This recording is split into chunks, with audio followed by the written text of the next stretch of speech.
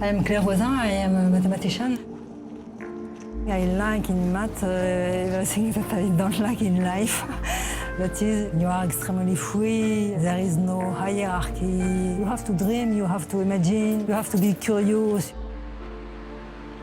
Then I discovered algebraic geometry, which is an extremely beautiful theoretical body, a world where I can enter and I am totally fully involved. In 2016, Claire became the first female mathematician and chair of algebraic geometry at Collège de France. Claire's PhD thesis was on Hodge theory. So really many deep things to be done with the Hodge structures. The Hodge decomposition theorem tells us that when we know our variety as an algebraic variety or as a complex manifold equipped with a Kahler metric, we have a decomposition of this Betti cohomology. It's not with Z coefficient. I prove that this theorem is not true anymore. For some compact Kahler manifolds, starting from dimension 4, I look at the possible Hodge structures and I show that none of them correspond to a complex projective variety. She's like the incarnation of Hodge theory in France and largely abroad, one of the greatest mathematicians of our time, to my opinion. Claire spent 30 years at the CNRS, National Center for Scientific Research in Paris, making vital discoveries. In projective algebraic varieties, in the case of surfaces, that is dimension 2, Kodaira says that any compact Kahler surface is a deformation of projective surface. What I proved, the result is not true in a higher dimension. There exist compact Kahler manifolds in any dimension of at least 4, which cannot be obtained from complex projective manifold just by this deformation process, because there are topological obstructions to that. She's, I think, one of the best, probably the best specialist of the interaction between Kahler geometry and Hodge theories. The green conjecture predicts if you know all the minimal degrees that you get here, you are able to compute the CZGs. Claire's theorem on green was proved in 2 parts. First one between 2001 and 05. I proved that green conjecture for CZGs of canonical curves is true for generic curves. You have all these curves which are here. Maybe you have to remove a number of subvarieties, but the result will be true for all curves which lie in this big open set. In 2015, Claire proved there are unirational but non-stably rational varieties with a trivial unramified cohomology. I use this notion of decomposition of the diagonal, which is a necessary condition for stable rationality, and I proved that it behaves very well. It gives many new invariants to study that problem. The conjecture is almost completely solved now, thanks to her. Claire is very good at having new ideas more people can work with. She always has been a role model for us. Her main contribution is not to just work in a single discipline, but to have a broad vision. She likes good wines, she likes music. I mean, she's very serious, but she can be relaxed also. In 1982, Claire was writing her PhD thesis when she met Jean-Michel Caron, a math researcher, in a ballroom. Love at the first sight. Oh, very nice. Was it for you also? Love at first sight? Possibly, yes. Because she is beautiful. I was very impressed by her intellect. He was extremely civilized, extremely polite. Did you think he was handsome? Yes, of course. Yes. Very quickly, he organized a travel to Florence, in Italy. He had a culture of ancient art, which was impressive. At that time, she was painting, and I liked very much her work. We got married in 84, and we are very happy. I don't think I had a very happy childhood. Claire's parents were in their 40s when she was born in Ile-de-France, the 10th of 12 children. We, as small children, we were obviously totally unimportant. I had a very dark view of the existence when I met Jean-Michel, and I would never have imagined that my life would be so extraordinary, full of love, full of life. Et regarde là, il y a plein de bébés. Regarde Marie. I discovered the childhood growing up my own children. 5 kids within 10 years and now a grandchild. You know, mathematics, you never stop thinking.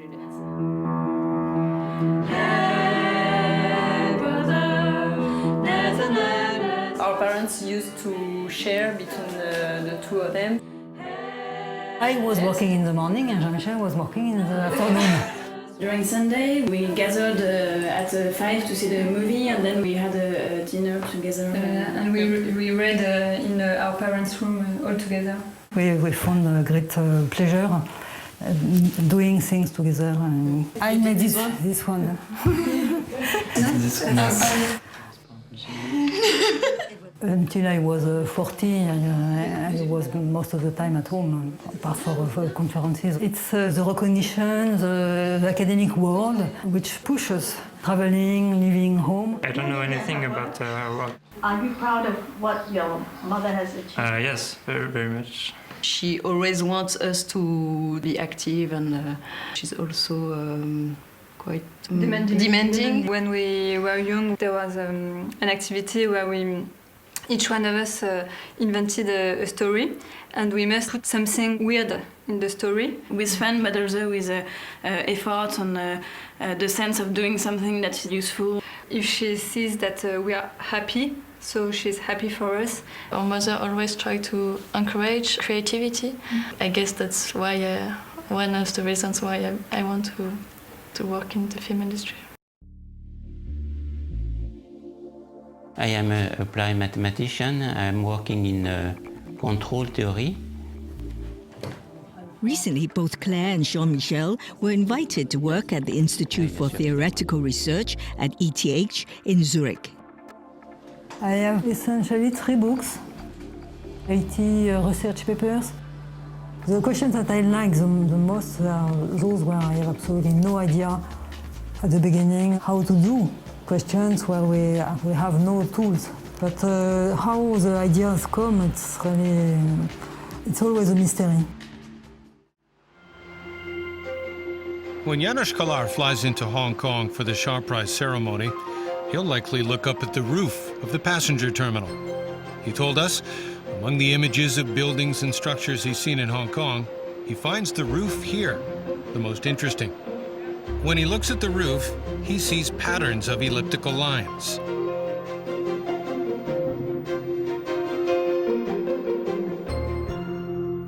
I worked on exactly understanding the type of surfaces were made up of 2, 3 or more grids of ellipses. To me, it's very nice to see that these are actually used and they are constructed. At the airport, he doesn't think this roof design is simply decorative. I believe it is structural. Janos has been in the math department at Princeton University for 18 years. Before that, he spent a dozen years at the University of Utah. He's always been fascinated by shapes and the relationship between algebra and geometry. We try to understand geometry using algebra and try to understand algebra using geometry. I'm especially interested in the cases where the shape is very sensitive to small changes of the numbers. Like the Lemniscate of Bernoulli. X to the 4 plus 2x squared y squared plus y to the 4 equals x squared minus y squared. So it looks like a nice figure 8. It goes around and it comes back here and back, okay? Now, a small change in the equation. What happens if I add it to it a plus 0.1? Turns out I get something that hugs the figure 8 from the inside. So I get something like this, and I also get the same thing at the other side. This is very close to the figure 8, but instead of being made out of just one piece of metal, it's suddenly made out of two pieces. And the blue lines don't intersect. What happens if I subtract 0.1 from it? Well, then I again get something that will hug the figure 8, but this time it will hug it from the outside. So that means you get something that looks like this. So again, you say it's a figure 8. It doesn't have this part where it intersects. You can think of it as a circle where you're trying to bring the top and the bottom together. János is known by other mathematicians as an original thinker. This idea of what he calls rationally connected varieties, which he wrote a whole book about, that was really a brand new insight. The overall subject of when varieties are rational or unirational goes back, at this point, 150 years. But this was a really new approach to it. There was his work with Maury early on minimal models, classification of three-dimensional varieties. And he disproved a very long-standing conjecture of John Nash, who both won a Nobel Prize in economics and a Arbel Prize. It really built on the earlier work that he had done with Maury. He used everything they'd developed in 3 dimensions to then plug in and disprove this long-standing open conjecture. As a grad student, Stanford's Ravi Vakil attended a János lecture. His ideas were really simple. He didn't complicate things, he simplified things, but he was talking about such subtle things that you had to pay attention to every word and the 10 or 15 words that were behind every word. Even before I started graduate school, he was the greatest algebraic geometer of the field, and he still is.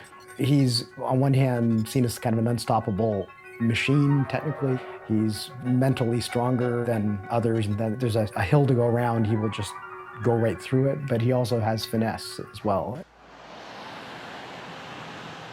As a graduate student at Brandeis University, János met his future wife, Jennifer, who is also now a mathematician at Princeton. If I'm in the same room when he's working, then I can't think about anything else because it looks like something is going to explode over there. And this can go on for quite a while. It's like an illness that occasionally you have these attacks. I'm attacked by mathematics, and then for 3 weeks I'm ill. I mean, it's not a good analogy because I enjoyed it, yeah. So and I think it's very useful at the end. János is the only member of his family in North America. He left his native Hungary after university when the country was still under communist rule. He did not imagine returning. It's clear they would have at least taken away my passport. You know, I would have had a very hard time getting a job. He was the eldest of 6 children. He was day and night on the mathematics.